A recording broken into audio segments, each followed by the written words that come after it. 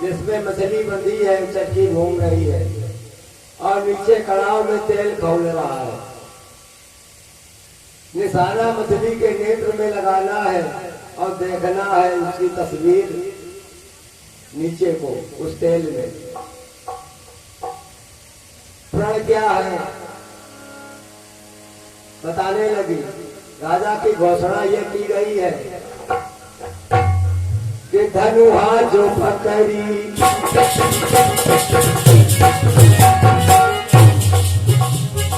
धनुहा जो पकड़ी प्रतिबिंब उछली। यहाँ प्रतिबिंब फोटो जो आवे उसको देखें तेल में। धनुहा जो पकड़ी प्रतिबिंब उछली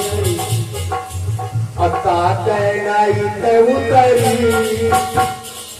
इधर उधर करना क्या है, ध्यान लगा के देखें कि उतरी वही तो खराबी उतरी, वही तो खराबी उतरी, वही तो खराबी उतरी।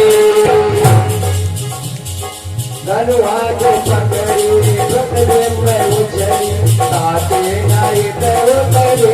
वही तो खराबी उतरी, वही तो खराबी उतरी।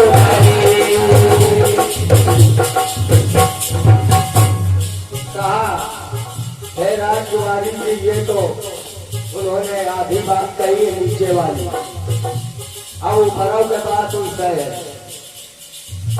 आप ध्यान दे रहे होंगे, मुझमें 3 बातें आई है इससे बताने में। धनुहा जो पकड़ी अंतनावत करी और फिर प्रतिबिंब उछली अंतमावत छरी और ताके नहीं पे उतरी अंतमावत तरी करी छरी तरी। अब ऊपर के बात बता रही है, ये तीनों बातें वो हुमाई है ऊपरों की लाइन में कह रही है। बहन सुनो ऊपर क्या है, ऊपर की स्थितियां है कि जो निशाना लगाने जाएगा तो वो क्या करेगा। धनुहा जो पकड़ी धनुहा पकड़ कर खड़ा होगा और ऊपर को न देखा है, खाली तीरा करे ऊपर। ऊपर है चकरी, चकरी चरखी घूम रही है। ऊपर है चकरी उसमें है मछली, अब मछली की नैन पुतरी। निकालना हुए का है करी छरी तरी। ऊपर है चकरी उसमें है मछली, मछली की नैन पुतरी। जो तीर मारे करा तीर उतरी,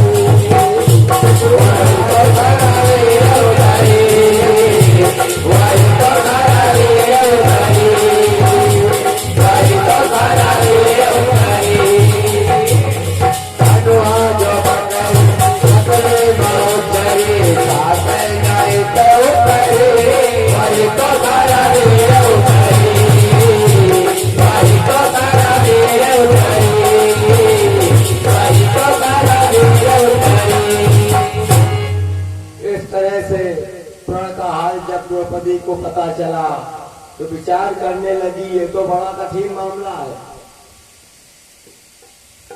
अर्जुन के अतिरिक्त इसे कोई नहीं पूरा कर सकता है। अब वर्तमान में अब अर्जुन है नहीं। राजा बहुत दुखी, सबको धिक्कारने लगे, भगाने लगे कि जाओ अपने अपने घर। हो गया स्वयंवर। मंत्री ने कहा कि महाराज क्षत्रियों की समाज में तो कोई नहीं पूरा कर पाया, चलो ब्राह्मणों की समाज में थोड़ा घोषणा करके देखें। ब्राह्मण हर एक विद्या के ज्ञाता होते हैं। धनुर्वेद भी ब्राह्मण ही पढ़ाते हैं। तो इसमें भी बहुत से जानकार होंगे। अब घोषणा की गई कि है ब्राह्मण समाज में आए हुए विप्रगण, आप लोगों के लिए ही मौका दिया जाता है। अगर कोई इस कृत्य को कर सके तो सामने आवे। जब हुई ऐसी घोषणा हुई तो ये अर्जुन उचके पुचके लाज बैठे रहे समाज में ब्राह्मण बने। ये हुए उठने लगे तो आसपास के और ब्राह्मण पकड़ के बैठा दे नीचे। कहे कि जब बड़े बड़े क्षत्रिय नहीं भेद पाए तो तुम ब्राह्मण होकर क्या उसे भेद पाओगे? हम सभी ब्राह्मणों को अपमानित होना पड़ेगा। बैठो। अब घोषणा हो रही है, बार बार उठना चाहते हैं। उधर राजा ने कहा भाई अभी तक तो यहाँ कोई आया नहीं ब्राह्मण। मंत्री कहता है महाराज धैर्य धारण करो। कि विप्र हाजिर है हो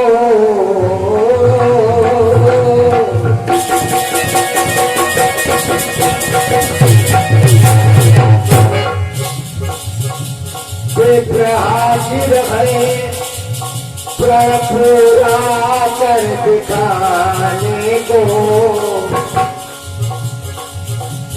कैसे पलगी बताते हो तुम जमाने को।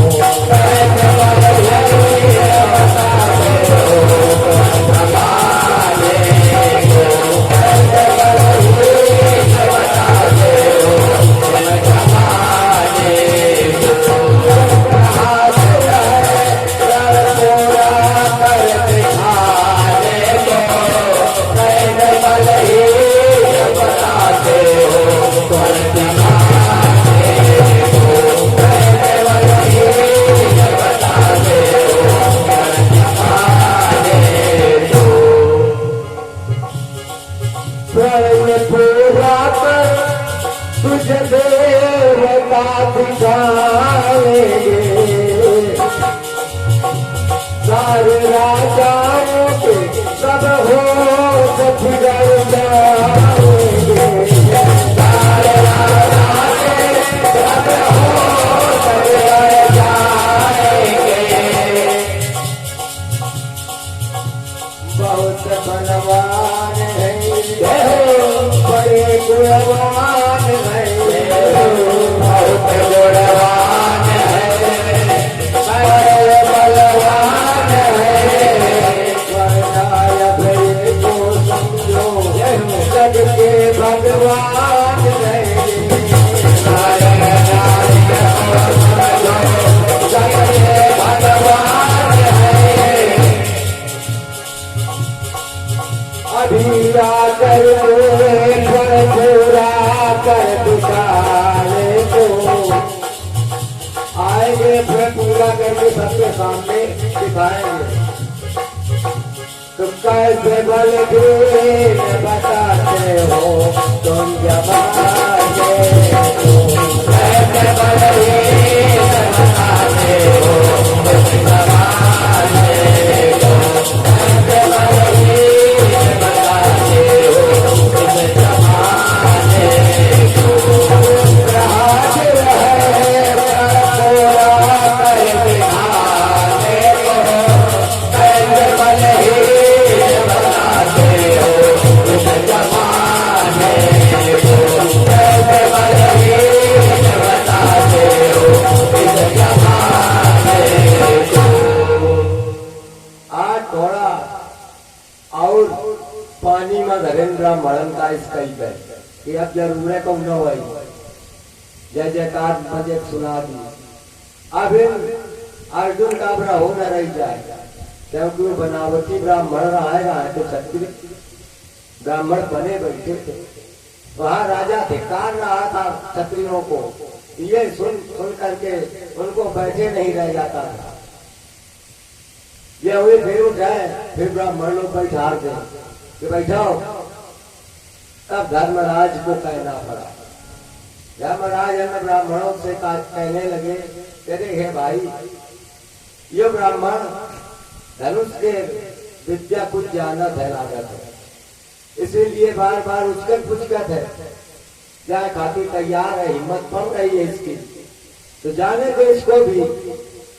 जब क्षत्रिय नहीं बेच पाए तो ब्राह्मण अगर नहीं भी बेच पाएगा तो कोई उपहास नहीं होगा, ये ब्राह्मणों का कर्म ही नहीं है। और समझाने लगे कि यदि हुनर किसी ने सीखा है तो उसको मौके पर जाने दो, उत्साह भंग क्यों करते हो, जाने दो हम सब जाने दो।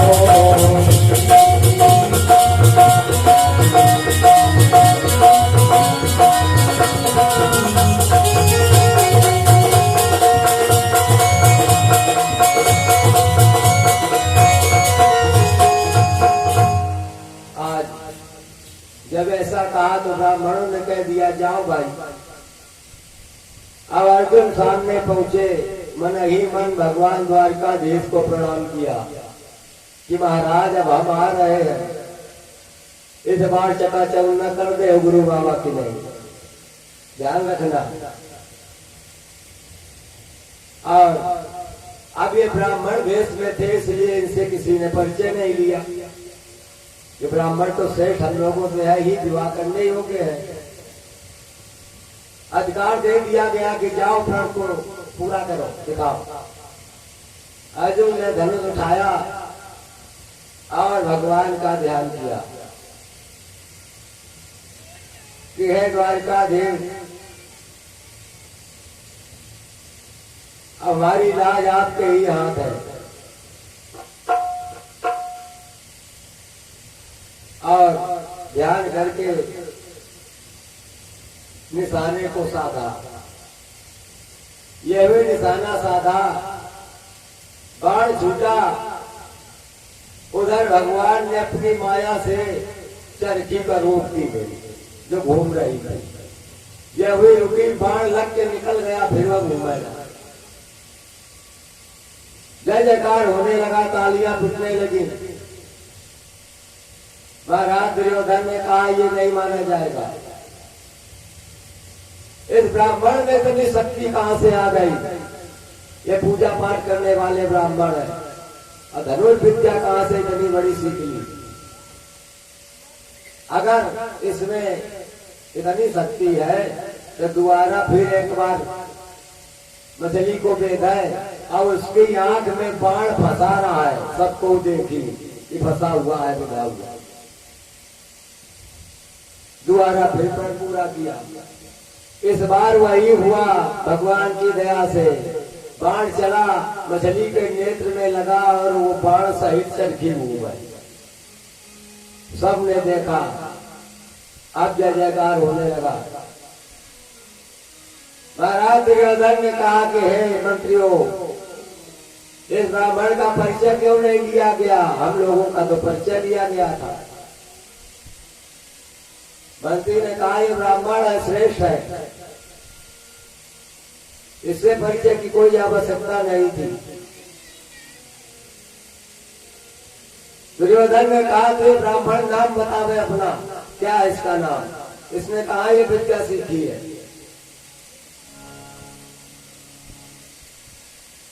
अब जब ये बात आ गई तो अर्जुन कहने लगे, अब नाम बाकी रह गया है क्या, सुनो। सूरज के आगे आने पर ये अंधों को संशय बाकी है, और 2 बार परीक्षा ले डाली और इस पर भी परिचय बाकी है।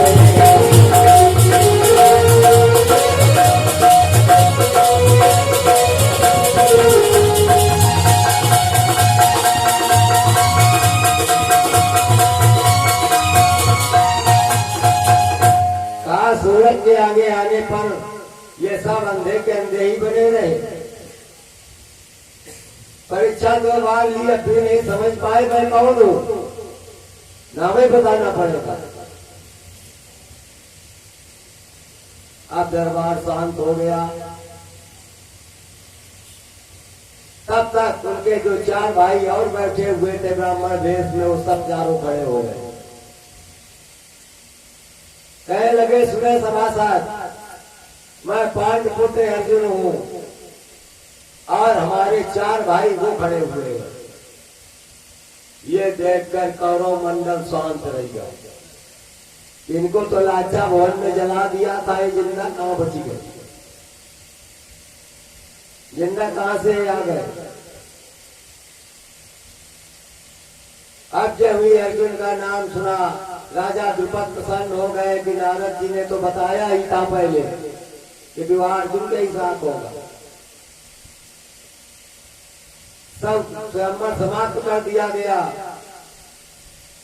महाराज दुर्योधन ने कहा कि हे अर्जुन, तुम इस द्रौपदी को लेकर कहाँ जाओगे? तुम्हारे पास घर मकान कहीं कुछ है नहीं, जंगल में रहते हो। इस अवस्था में सिर्फ तुम्हें धन की जरूरत है उधर पोषण के लिए, तो तुम धन ले लो हमसे, अरे द्रौपदी हमका देंगे। अर्जुन ने कहा कि सुनो,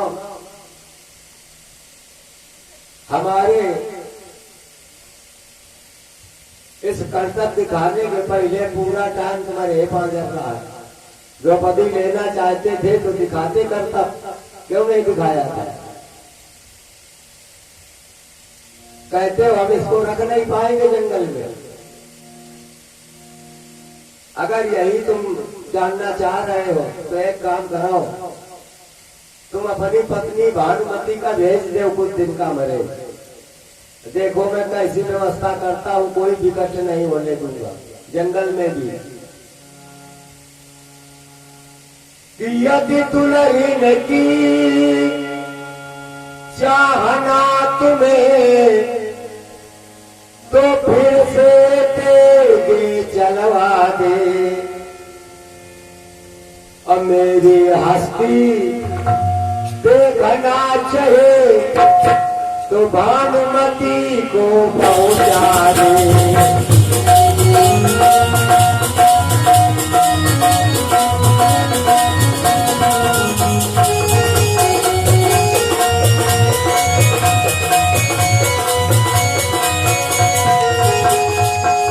आज समझ गए ये क्रोध में है, पांडव लोग युद्ध करेंगे, सताए हुए हैं, इसलिए इस समय समय टाल देना चाहिए। सभी कौरव भाई वापस अपने नगर को चले गए। वहां पर द्रौपदी के साथ विवाह हुआ। सभी भाई पांडव लोग भगवान द्वारकाधीश से मिलते हैं, प्रणाम करते हैं।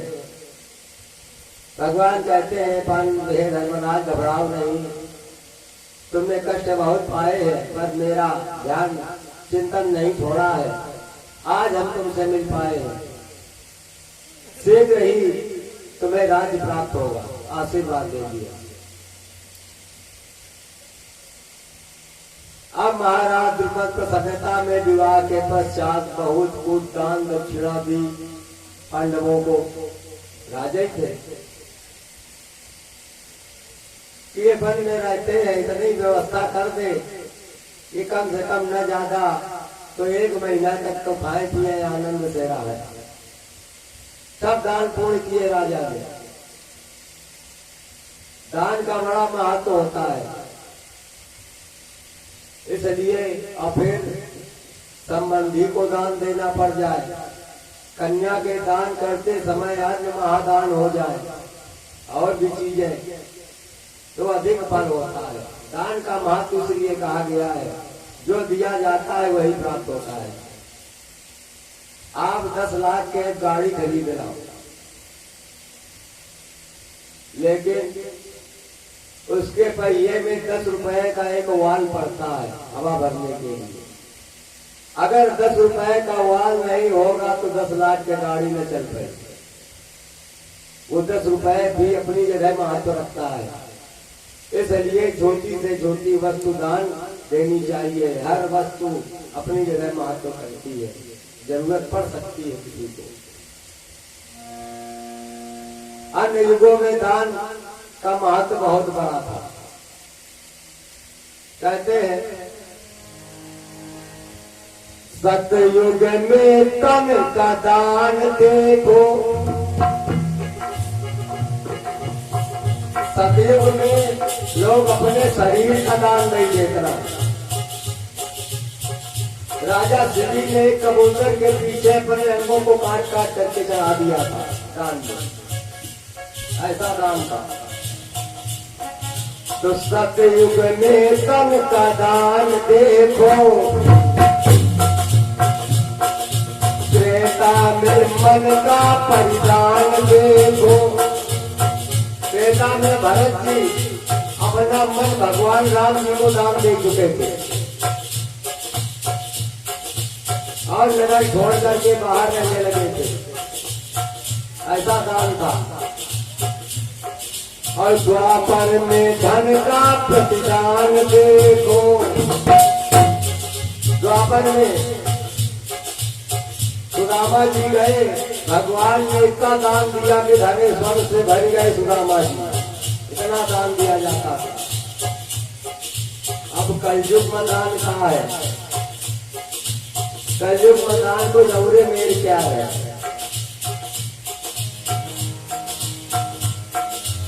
अनुदान बलिदान कलिकाल में, कलिकाल में अनुदान यानी चंदा सबको देते है दान, और जब भी बलिदान को बलि कर देते यो दान चल रहा होगा। पर होने ज्यादा एक बड़ा दान चल रहा होगा। अनुदान बलिदान कलिकाल में पर सबसे ज्यादा मतदान देखो। मतदान चुनाव में मतदान करेगा बहुत लोग इकट्ठा हो जाता। अब कलयुग के दान आई। अनुदान बलिदान कलिकाल में पर सबसे ज्यादा मतदान देखो। ते जमाना देखो।